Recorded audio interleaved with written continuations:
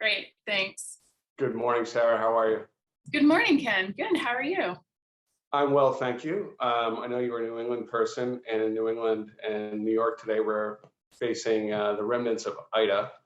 Mhm. So, this is one of those days you should be happy to be in Las Vegas, although probably that's a lot of days for you. Um, Yeah, but we're talking about the fall and it's still 100 degrees here, so it's just hard to even fathom fall still at this point. but it's a dry heat, as they say. That's what they say. It's still hot. Yes. Oh, I know. I've been out in that, and it just the sun hits you, and you're like, wow. Um, Yes. Can't believe it. So very happy to talk to you. Feel like we have a lot to learn from you as Senior Vice President of Marketing at MGM International. You've had quite an interesting, let's start with your background and the origin story. You've had quite an interesting career path, working across a variety of premier Las Vegas hotel brands, and now nearly 15 years at MGM. Can you talk about your career path and how you ended up in your current role? Sure. So I was a New England kid that moved to Vegas right after graduating college on a hope and a dream. Thought I would be here for about 6 months, and fast forward 15 years later, here I am. I started my career as an event planner, actually, at one of the other big resorts here in Las Vegas, but that quickly, I knew immediately I needed to kind of take a step back and kind of look at, a more holistic traditional marketing opportunity. And so I joined MGM, and it's been a bit of a whirlwind ever since. I've been really fortunate to, most of my career with this company has been on the forefront of growth. So whether it's domestic development, international development, I've just had corporate social responsibility. I've just had an opportunity to really touch most parts of the business, and I'm really grateful for that. And I think all of that has really led me to where I am today. And I think one of those reasons is I'm also the type of person where I raised my hand a lot along the way and said, hey, I want to do that. Let me try that. And, MGM took some risk on that and threw me some chances. And so it's been a wild ride, but yeah, I think it got me to where I am today. So you can say that they've taken a risk on you, but you've been there for 15 years, which is rare to have that longevity these days. What drives that apart from kind of the diverse challenges you've had? Is it company culture, the constantly changing challenges? Can you speak a little bit more about that? Sure. And in all transparency, 15 years, but I did leave and come back.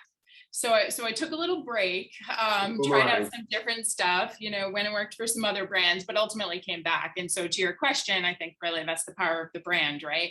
MGM has been in a massive kind of growth phase. And so I really appeal to being able to build brands from the ground up, start new things. And so MGM really, they've given me those opportunities. And so I think, the brand, what it stands for, our mission is to entertain the human race.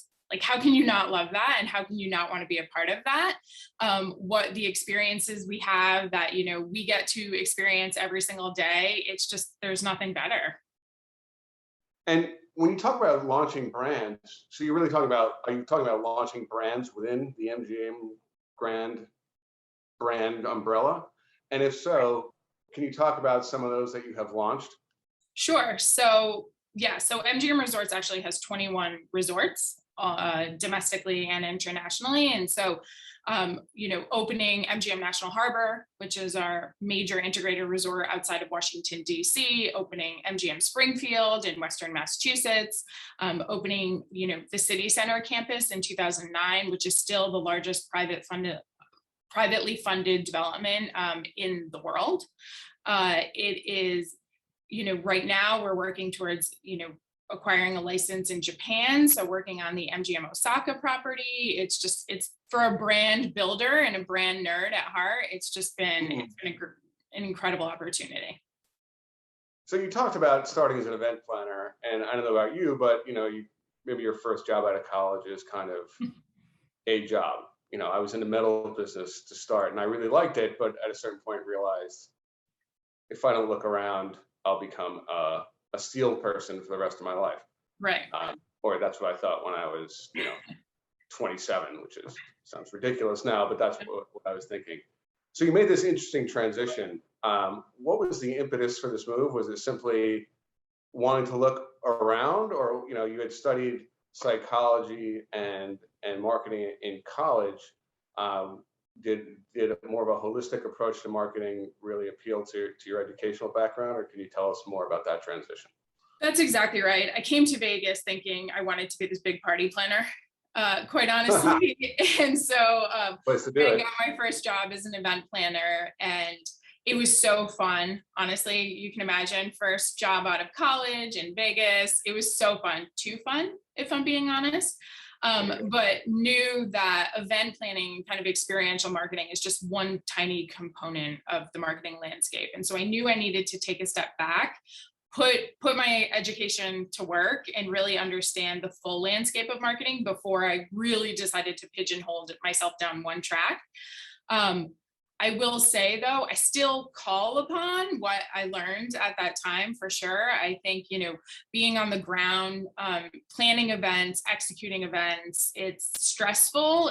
You're right there with the customers. And I think it really created for me that foundation of, you got to go out and talk to the customers. You have to understand where their heads are at. And so I've carried that along with me this entire time. But at the end of the day, I knew I needed to get out of that and think bigger. That's funny you say that.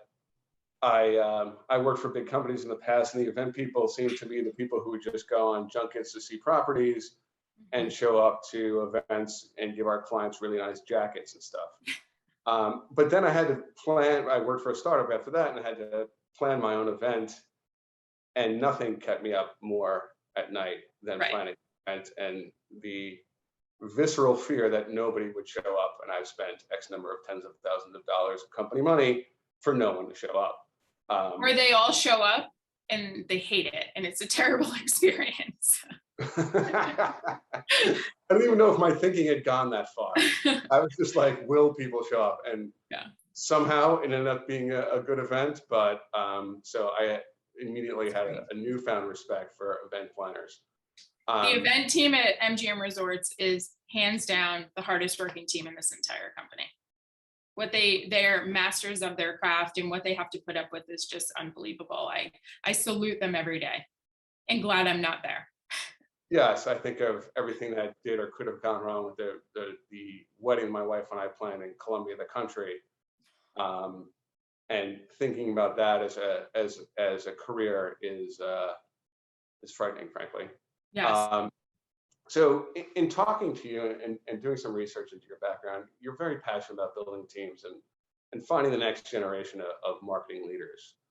You're also part of Leaders Mom, a Leaders Mom organization, helping to inspire female leaders. Can you talk about why this is important to you? Sure. So throughout my career, I've been really fortunate that leaders have stepped up, and they've, chosen to invest in me and their energy and their support and their mentorship. And that has absolutely, driven me to be the person that I am. And so on one hand, it's really about paying that forward. On another hand, of all my jobs, my leadership and leading my team is by far the most important. And, I had those leaders and those support systems that really pushed me to be my best self. And so I take that, responsibility with my team to push them to be their best selves. I know when I had someone that really had that focused energy on me, you just want to be your best, and you want to do your best, and you want to prove them right. And so I take that when it comes to my team, because building the team and supporting them and helping them be their best selves is what's best for all of us. And so I take my role as a leader very, very seriously. But the other part of that is I also have the incredible honor, privilege, and responsibility to raise two daughters. And I don't take that responsibility lightly either. And so as a leader mom, I find it's critical to essentially use my voice to help support other female leaders, working moms, there's still a lot of stigma around working moms. There's still a lot of kind of institutional stigma that we're dealing with. And so if I can help support, if I can be transparent about my own struggles in that area and just, use my voice for good and give, other female leaders or working moms, a forum to feel safe and talk about it and share their own struggles so we can all work through it together, I think is critically important. Yeah, it's amazing that you're sharing what you've learned through your career about the best leaders you've worked with. And also,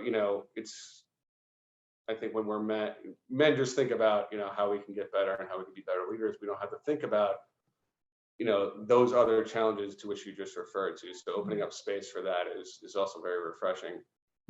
And speaking of daughters, I also have one.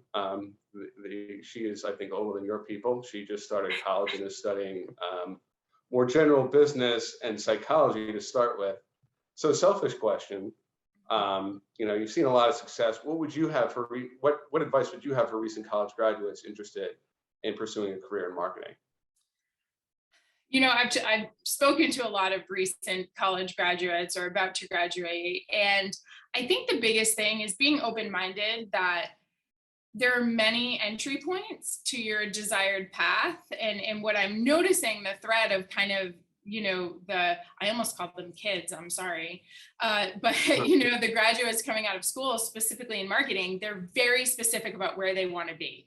I want to be in wellness tech marketing. Like they're very specific about where they want to go. That is very specific. I think kind of taking a step back and looking at the bigger picture and understanding that there's so many paths, there's so many points in which you can get there.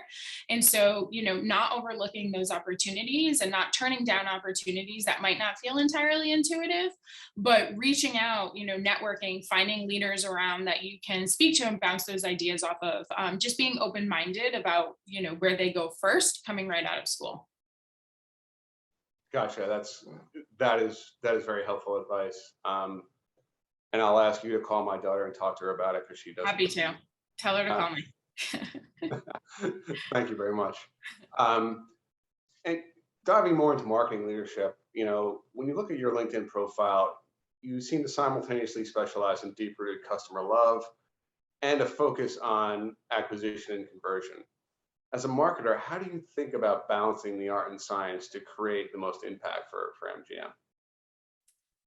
Well, I think it's about holding yourself accountable to the entire customer journey. I think various companies will overinvest or over-index at certain points. So whether they're really just trying to drive performance at, lower funnel, driving that conversion, or, building that intent mid-funnel, I think it's about, always staying in tune with where the consumer is, but also balancing storytelling as well and the power of brand building and storytelling, kind of creating deeper awareness. So just the ability to look at the entire consumer journey. Where are you allocating the right resources? And then where are you taking risks? Where are you being creative and balancing creativity with data? But also being willing to take a risk if the data doesn't point exactly where you want to go, and just, being agile, because you're going to optimize along the way, and your ability to pivot and be agile. I mean, was that no more relevant over the last 18 months, I think is critical. And that's still a tough balance because, you're making a bet and it's hard to understand when it doesn't really work out or when it's really, and then you got to walk away. Maybe you've done X number of months of planning and then you're not seeing the numbers and you've got to kind of deprioritize that bet. That's a lot of range. And then you've also got a lot of work or experience working with CRM. Can you talk about, the changes to your CRM file, to your CRM program during the pandemic?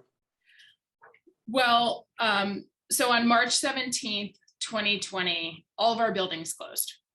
These are buildings that literally don't have locks on the doors because they are never, literally don't have locks. So we had to figure out how to close the doors. And so what do you do when the service that you provide, whereas, in some of our regional markets, our customers are coming 5 to 6 times a week. What do you do at that moment? And so our ability to connect with like our core known consumers and kind of maintain that connection and engagement became paramount. So it was, how do you do that? So it's just about kind of constant connection. And for us, it was about taking a step back and saying, okay, what is our brand? Who are we? What do we live to do? Again, we live to entertain the human race. How are we going to do that? Well, we do have an incredible network and family of entertainers. They're also at home. So it was about creating content, quite honestly, and delivering content, through our database, through our social channels to our customers that, weren't able to access it and were so used to accessing it whenever they wanted. And so it was all about developing the right kind of content that lived up to who we are as a brand. And we might not be able to, have David Copperfield do magic tricks for you in a theater, but you know what, he's going to do it for you in his living room, and you can watch it over and over and over again, and it's not going to cost you anything. So when it came to, closing down, it was really about connecting with our customers, our core loyal, our most loyal customers, because at that point we needed to retain them. And so how did we quickly serve them the experiences they love and they miss? And it paid off. When we opened our doors again, they all came flooding back, and we're incredibly grateful for that. Yes, and that's, I would say a current or a very prevalent theme among the travel marketers to whom we speak. It's keeping those loyal customers before they start to conquest into others, because it feels Right. like people have become maybe not less loyal, but willing to entertain other brands through this pandemic. So, Absolutely. a level lower than your most loyal consumers, how much has that data and that segmentation changed through the pandemic and its disruptions? I wouldn't. So twofold. To talk about how the data has changed, you have to talk about how the customers have changed. Right. And so, but also the flip side of that is how we are looking at those customers. And we took the time, as many companies did, to take a step back and say, how are we engaging customers? What do our customer profiles look like? And quite honestly, we completely overhauled our segmentation strategy. It was about talking to the right customers. Are we personalizing our communications? Are we serving up the right content to them? And so for us, it was, closure was a blessing and a curse for so many reasons, but it really forced us to rethink how we engage our customers. Do we have the right data? Accelerate some of our digital transformation work around building those tech gaps, right? So that, especially also with everything happening in the privacy landscape, like it's a race for first party data. So how are we collecting data? Where are we collecting it? And more importantly, how are we using it? And how are we using it to drive, today's marketing strategies? Everyone did that, and we were no different. And we're really excited about where we're coming out of and what's ahead for that. Gotcha. And do you envision a return to your old schema, or are things forever changed due to the pandemic, new social platforms, other changes in society, et cetera? I think a lot is forever changed. But one thing, and I kind of spoke to this earlier, is one thing is our core customers, they don't change.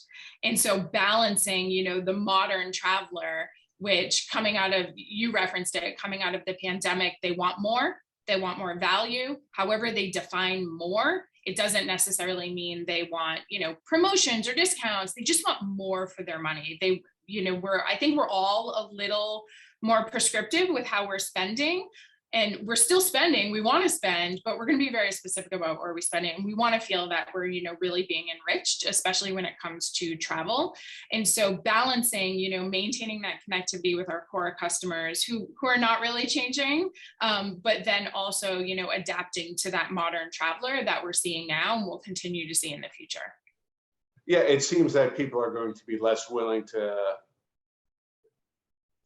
have their time spent traveling being less than optimal. That's exactly right.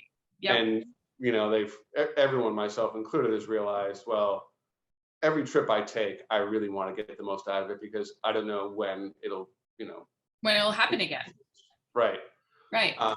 So interesting. Going back to data, given all the breadth of changes to how data is leveraged, first party, third party, second party now, are you trying to leverage data to anticipate customer needs, whether they be core customers, new customers, et cetera? Absolutely. You have to use kind of predictive data to, especially as we talked about before, if you're going to take some of those creative risks, there has to be a foundation of some prediction there. But I think we're all on a journey to become more consumer centric. And the only way to do that is really leverage all the data you have available to you. Yes, for me, it's both awesome and daunting when something I'm like, how did they know that this wasn't just retargeting? Exactly. So MGM recently launched the It's Time campaign, and you were recently quoted as saying the campaign is deeply rooted in consumer sentiment and how people were feeling about getting back to travel. Can you talk about that campaign, how it came to fruition and its success or lack thereof? Sure. So as I said, we exist to entertain. And so we knew early on in the pandemic that we needed to be able to stake our claim as the premier entertainment company. And so we knew we wanted to go out in a big way, but we've also been very, very sensitive to consumer sentiment throughout this entire journey. So timing it was all about timing. And so it was about finding that, that right window where the consumer's mindset was starting to change. Culturally, it was the right time. And honestly, just delivering on all that pent up demand and excitement. And so we built the campaign, very much as part of, who we are. We're bold, we're declarative, and we knew we wanted to be bold and declarative, but we had to do it in a way that was right. To really leverage that pent up demand around entertainment. And so timing became key here. It was all about, looking at all the different kind of inputs to ultimately inform that decision. So everything from, again, consumer insights. We were constantly pulsing our consumers week over week after week to understand where their heads were at, using third-party data and partnering with other consumer insight organizations, social sentiment, very sophisticated, comprehensive kind of social listening dashboards that we've had set up so we could review, day after day what was happening on social and what the big conversations around travel and entertainment and MGM Resorts specifically, but then also booking trends, keeping a very close eye on what was happening in the business. And then finally kind of overlaying with, what's happening in the news cycle and what's happening in the world, and just really trying to be very, very in tune with all of those inputs. And that ultimately led to when we launched. That's daunting.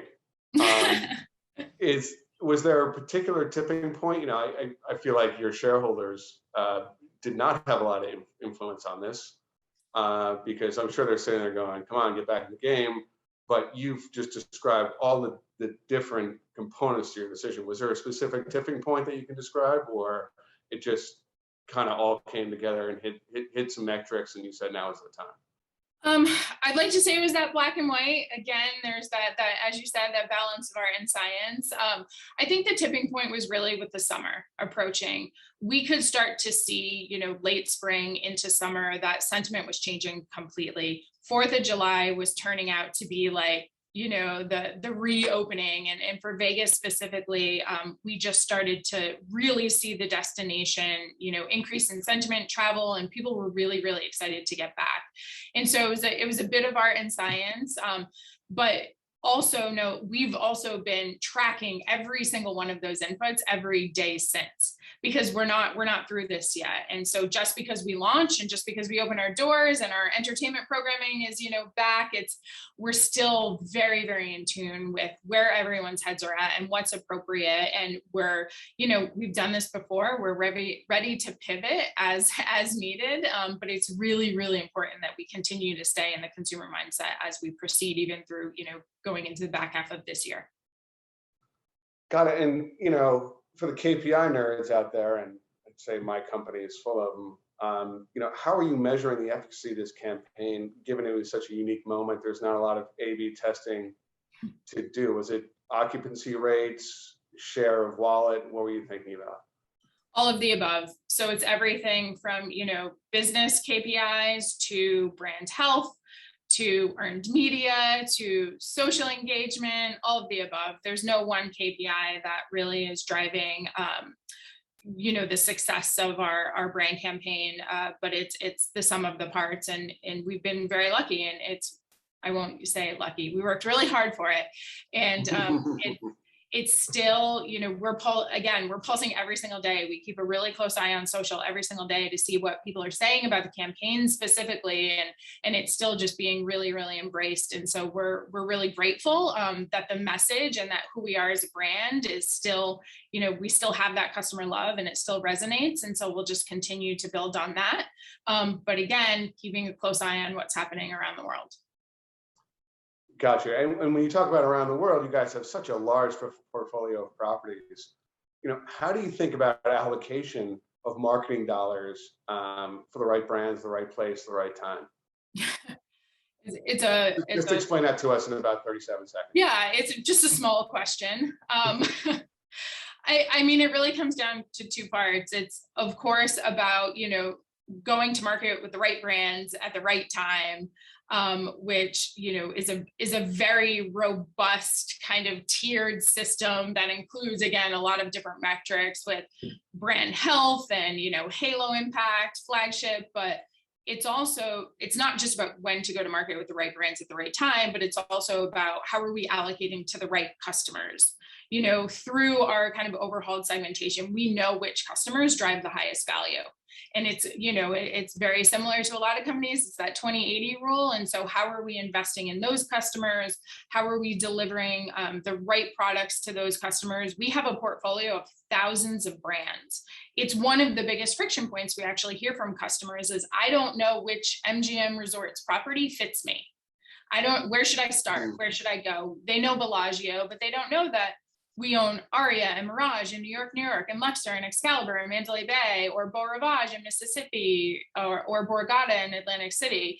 And so it's about, focusing in on those high value, segments, serving them up the right brands as well. And both is just a really kind of daunting, to use your word, comprehensive process that we're continually optimizing month after month, based on where conversion is and how customers are engaging with these different brands.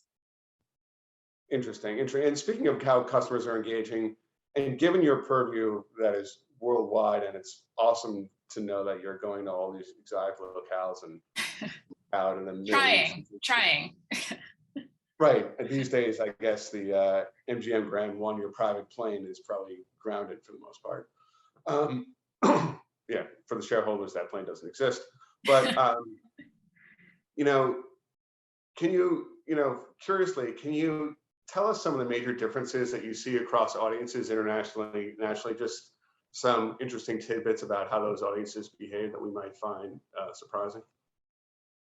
Well, I mean, anytime you go into, another country and you're developing in that country, it's all about just being culturally sensitive. And we're looking to open in Japan right now, and how we build a marketing platform in Japan and how we engage customers in Japan is going to be very, very different than how we engage here in the United States. So I think it's really just about taking the time to go in, research the culture, research the lifestyle, create an experience that plays on what they're most focused on. And so in Japan, we're going to have an incredible lineup of, if we win the license, we're going to have an incredible lineup of entertainment and food and beverage, and just an incredible non-gaming experience that's what the Japanese culture is seeking. And also meetings and conventions and exhibitions is such a huge part of their business landscape. So how are we creating an innovative, tech forward MICE landscape and facility there? So I think it's really just about, understanding the culture of each of these countries and being sensitive to that, and not fitting who we are into them, but, creating a collaborative experience that reflects the best of what MGM has to offer, but also the cultural locality and the experiences that, make Osaka such an incredible city. Yes. How do you bring in the salarymen? most effectively. Yes, I guess it is one of the many things you look at when expanding. exactly. Transitioning to a more broad question, you've been in the marketing industry since 2006-ish, as I recall. What innovation, from your perspective, has been the most helpful or effective for marketers? First, every time you say 15 years or 2006, it makes me feel old. But on that, Well, no one here is going to, at least not me, is going to win the age conversation. So touche. It has to be social media. I mean, I was within 30 days of Facebook launching, I was signed up and had my EDU account. And so now to see where social media has brought us to today, and our ability to, it's really overwhelming if you take a step back and really think about it, and our ability to connect with customers at scale, yet directly, and drive conversation, and there's no middleman, and the necessary, engagement that has to happen. Our customers, as you can imagine, one of the speakers in the sizzle reel spoke about the call center. Our call center now is our social handles. And so your ability to manage customers real time and just drive conversation and engagement, and the power, if something goes wrong, is really unbelievable. So to take a step back and think about where social media has evolved over the 15 years, and more importantly, where it's going to evolve over the next 5 years, is pretty remarkable. I thought for sure you were going to say the AOL homepage, but I can still hear it. I can still hear it in my head. You've got mail, right? Yep. Yeah. Or when the rain knocked it out. Yeah. I too have nightmares of the 56K dial-up modem screeching in the background, logging on, and my sister would pick up the phone and kick me off. That's it, right? Like the kids these days don't they don't have no idea. No idea. No idea.